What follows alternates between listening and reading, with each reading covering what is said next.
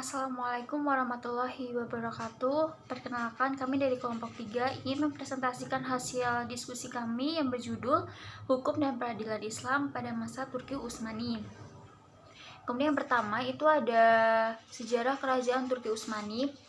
Kerajaan Turki Utsmani dirintis oleh Ertugrul beserta pengikut-pengikutnya yang mengungsi ke daratan tinggi Asia Kecil. Pada tahun 1289 Masehi, Ertugrul meninggal dunia dan kepemimpinan dilanjutkan oleh putranya, Utsman bin Ertugrul. Inilah yang dianggap pendiri kerajaan Utsmani.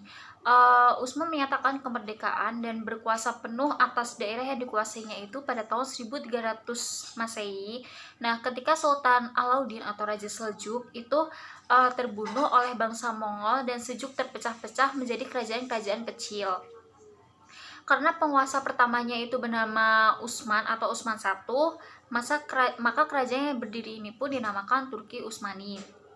Kemudian daerah kekuasaan yang luas Turki Utsmani ketika diperintah oleh Sukaiman Al-Qanuni itu menjadi ciri bahwa kerajaan Turki Utsmani adalah negara yang besar. Dalam sejarah perkembangannya, Turki Utsmani mencatat kemajuan-kemajuan dalam bidang kemiliteran, pemerintahan, ilmu pengetahuan, budaya, dan keagamaan. Dalam bidang kemiliteran, kerajaan Turki Utsmani berhasil membangun angkatan bersenjata yang kuat dengan pasukan intinya, Janissary. Pasukan inilah yang dapat mengubah negeri Utsmani menjadi mesin perang yang paling kuat dan memberikan dorongan yang amat besar dalam penaklukan negeri-negeri non-muslim. Pasukan ini dibubarkan pada tahun 1826 Masehi. Kemudian dalam bidang pemerintahan, kerajaan Turki Utsmani berhasil menetapkan struktur pemerintahan secara hierarkis. Sultan adalah penguasa tertinggi, dibantu oleh Sadr al-A'dam atau Perdana Menteri. Kemudian penguasa daerah tingkat 1 dipegang oleh Pasha atau Gubernur. Kemudian dalam bidang ilmu pengetahuan, kemajuan yang dicapai tidak banyak selain menghadapi ilmu pengetahuan dari Arab dan mempengaruhi kebiasaan-kebiasaan orang Turki dari Normad menjadi penguasa yang disegani. Dalam bidang budaya, yang menonjol adalah pengembangan arsitektur yang ditandai dengan munculnya bangunan-bangunan yang indah. Sedangkan dalam bidang keagamaan, Utsmani berhasil menempatkan agama sebagai kriteria penggolongan masyarakat dan kerajaan sendiri, sangat terikat dengan syarat sehingga fatwa ulama menjadi hukum yang berlaku. Kemajuan dan kejayaan Turki Utsmani mengalami kemunduran setelah Sultan Sulaiman Al-Qanuni. Budarnya kerajaan itu paling banyak disebabkan karena kelemahan di bidang militer. Utsmani terus-menerus menderita kekalahan dalam pertempuran melawan Barat dan Timur. Kerajaan Turki Utsmani berakhir pada tahun 1924 dengan penguasaannya yang terakhir, Abdülmecid, untuk selanjutnya berubah menjadi Republik Turki. Kemudian yang kedua itu hukum dan peradilan sebelum Tanzimat. Yang pertama itu ada hukum irodah, saniyah, yang kedua itu konun. Hukum yang dipakai dalam mengatur masyarakat di zaman kerajaan-kerajaan Islam di masa lampau, termasuk kerajaan Turki Utsmani, bukan hanya fikih, tetapi juga hukum sebagai diputuskan oleh khalifah atau sultan.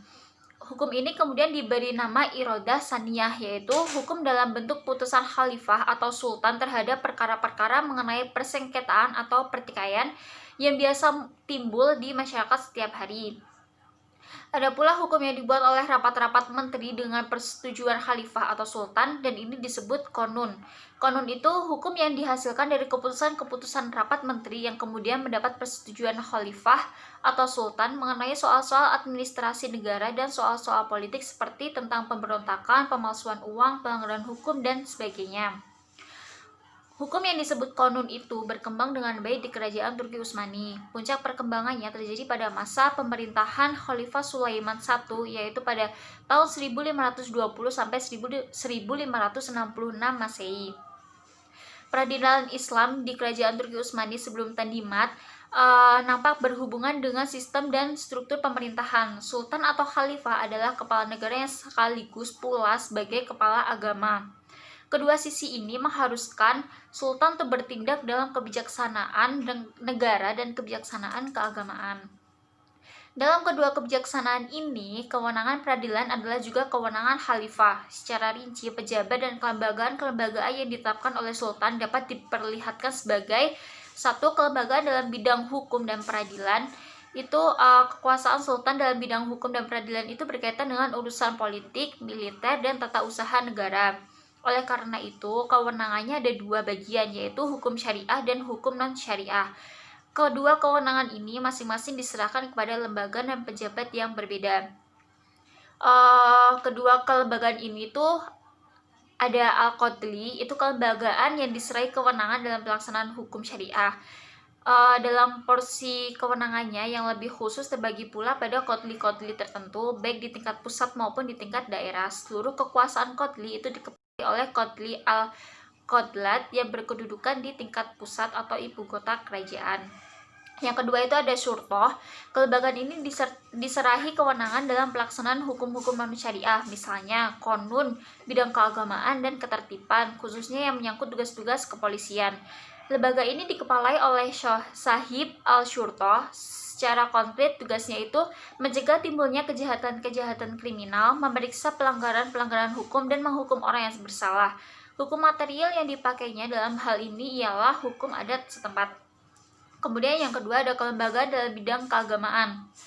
Yang dimaksud kelembagaan dalam bidang keagamaan ini itu lembaga fatwa. Nah, jadi lembaga fatwa itu tempat bertugasnya para mufti atau pemberi fatwa. Lembaga ini bermula dari adanya ahli-ahli hukum Islam yang selalu mendapat pertanyaan-pertanyaan tentang hukum dari masyarakat. Jawaban yang diberikan ahli hukum itu disebut fatwa, dan yang memberikan jawaban itu disebut mufti. Kemudian ada mufti yang diangkat oleh khalifah atau sultan, dan dengan demikian timbullah jabatan mufti yang resmi dalam negara yang kewenangan khususnya itu mewakili khalifah atau sultan dalam melaksanakan wewenang keagamaannya. Bahkan dalam bidang berperang atau damai pun sultan tergantung pada fatwa dari mufti itu. Sultan tidak akan memberi komando perang sebelum mendapat setuju dari mufti. Kemudian kelembagaan dalam bidang politik.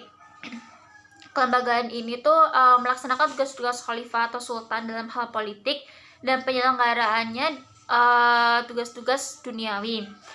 Pejabatnya yang diangkat oleh khalifah disebut sadrazam. Pejabat ini mengepalai kementerian-kementerian yang ada dalam bidang-bidang penyelenggaraan negara. Karena itu sadrazam berarti perdana menteri. Ketiga kelembagaan ini semata-mata adalah pelaksanaan tugas-tugas sultan. Pejabat-pejabat yang ada di dalamnya itu tidak mempunyai suara dalam soal pemerintahan dan hanya melaksanakan perintah sultan.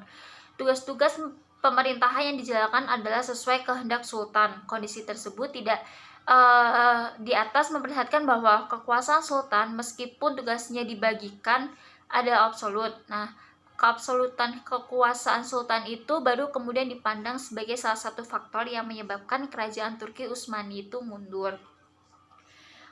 Kemudian materi selanjutnya akan disampaikan oleh Satrinanda Al-Syifa. Selanjutnya, hukum dan peradilan Islam sesudah Tandimat. Secara harfiah, Tandimat berarti mengatur, menyusun, dan memperbaiki. Dikaitkan dengan kerajaan Turki Utsmani, Tandimat ialah suatu zaman yang memang banyak diadakan peraturan dan undang-undang baru. Secara ringkas, Tandimat ialah suatu zaman yang memang banyak diadakan peraturan-peraturan dan perundang-undangan di kerajaan Turki Utsmani dalam rangka pembaharuan. Munculnya Tandimat ini dilatar belakangi oleh kesadaran bangsa Turki Utsmani akan ketinggalannya dibanding bangsa Eropa. Perjuangan para pendukung Tandimat itu berhasil ditetapkannya Piagam Gulhan pada 3 November 1839 Masehi sebagai dasar dari Tandimat. Cakupan isi piagam ini terlihat pada konsiderannya bahwa pada masa permulaan kerajaan Turki Utsmani, syarat dan undang-undang negara dipatuhi dan karena itu kerajaan menjadi besar serta kuat dan rakyat hidup dalam kemakmuran. Tetapi pada masa 150 tahun terakhir, syarat dan undang-undang negara tidak diperhatikan lagi. Akibatnya, kemakmuran rakyat hilang dan negara menjadi lemah. Maka dari itu, perlu diadakan perubahan-perubahan. Nah, dasar dari perubahan itu ada 3. Yang pertama, terjaminnya ketentraman hidup, harta, dan kehormatan warga negara. Yang kedua, peraturan mengenai pemungutan pajak. Dan yang ketiga, peraturan mengenai kewajiban dan lamanya dinas militer. Sebelum piagam ini lahir, kekuasaan hukum yang banyak dipegang oleh Syekh al-Islam telah dirubah oleh Sultan Mahmud II dengan membagi porsi lapangannya. Syekh al-Islam hanya berwenang pada hukum syariah dalam arti sempit, yaitu hukum ibadah dan keluarga, sedangkan hukum publik dan hukum yang berkenaan dengan ekonomi serta politik negara kewenangannya itu diserahkan kepada Dewan Perancang Hukum, sumber hukumnya dari Eropa. Nah, oleh karena itu, setelah Piagam Kulhan ditetapkan berturut-turut, undang-undang dan peraturan-peraturan yang berdasar pada piagam itu bermunculan. Pada tahun 1847 didirikan mahkamah baru untuk urusan pidana dan sipil. Dan pada tahun itu juga didirikan Bank Utsmani dengan langkah pertamanya mengganti mata uang dengan yang baru yang memakai sistem desimal. Pada tahun 1850 ditetapkanlah Undang-Undang Hukum Dagang yang bersumber dari hukum dagang Perancis. Atas desakan bangsa Eropa, maka pada tanggal 18 Februari 1856 diumumkan lagi satu piagam baru, yaitu Hadi Humayun atau Piagam Humayun. Isi pokok dalam piagam ini ialah di samping menguatkan Piagam Kulhan, juga yang penting ialah pembaharuan status warga negara non-muslim dengan adanya jaminan kebebasan beragama dan beribadat dan kesempatan untuk menduduki jabatan-jabatan pemerintah, tidak hanya diberikan berdasarkan pada penganutan agama, bahasa, dan ras yang bersangkutan. Nah, setelah lahirnya piagam tersebut, kemudian ditetapkan undang-undang sebagai berikut. Yang pertama, tahun 1858 Undang-Undang Hukum Tanah. Yang kedua, tahun 1858 Undang-Undang Hukum Pidana yang diambil dari hukum pidana Prancis dan Italia. Yang ketiga, 1861 Undang-Undang Pokok Peradilan. Tahun 1863 Undang-Undang Hukum Laut. 1883 Undang-Undang Hukum Acara Perdata. 1906 Undang-Undang Eksekusi. Nah, di tengah lahirnya beberapa undang-undang tersebut, pada tahun 1876 tersusun Himpunan Undang-Undang Hukum Perdata. Himpunan undang-undang ini dibentuk atau disusun dalam satu kitab undang-undang hukum perdata yang diberi nama Al-Majalah Al-Ahkam Al-Adliyah. Materi dalam kitab undang-undang tersebut pada umumnya diambil dari kitab-kitab Dohir Al-Riwayah Mazhab Hanafi.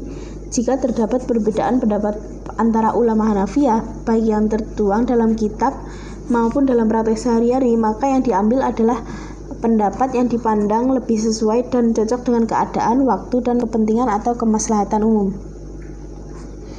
Nah, selain kitab Al-Majalah Al-Ahkam Al-Adliyah yang merupakan kitab undang-undang hukum perdata, kemudian pada tahun 1918 dikeluarkannya pula Undang-Undang Keluarga. Undang-undang ini dikhususkan untuk masalah-masalah kawin dan putusnya perkawinan. Sumber materialnya bukan hanya dari fikih-fikih mazhab Hanafi, tapi juga dari sumber lain termasuk hukum Eropa. Dikeluarkannya undang-undang sebagaimana disebutkan di atas menampakkan bahwa hukum-hukum di Kerajaan Utsmani demikian beragam, apalagi pada masa berakhir kejayaan. Untuk menampung keberlakuan perundang-undangan yang dimulai dari Piagam Humayun, mewujudkan pula lahirnya peradilan untuk warga negara yang tidak beragama Islam. Lalu berkembang pula lah peradilan yang dipimpin oleh hakim yang non-muslim. Nah, dari macam kelembagaannya muncullah pengadilan Islam, pengadilan campuran, pengadilan orang pribumi, pengadilan agama non-Islam, dan pengadilan ekstrateritorial. Pengadilan yang bermacam-macam itu dibentuk untuk menampung pelaksanaan undang-undang yang juga bermacam-macam itu, dan banyaknya undang-undang itu pula disebabkan karena kebijaksanaan politik Kerajaan Utsmani untuk menampung masyarakat heterogen. Terlihat pula dalam perkembangan hukum dan perundang-undangan di Kerajaan Turki Utsmani bahwa hukum Islam semakin tersisih oleh politik sekularisme yang sampai pada klimaksnya yaitu dihapuskan sistem khalifah. Nah, dengan terhapusnya sistem khalifah ini maka berakhirlah Kerajaan Turki Utsmani dan kemudian berubah menjadi Republik Turki yang ada sekarang ini. Sekian presentasi dari kami. Apabila banyak kesalahan kami mohon maaf. Wassalamualaikum warahmatullahi wabarakatuh.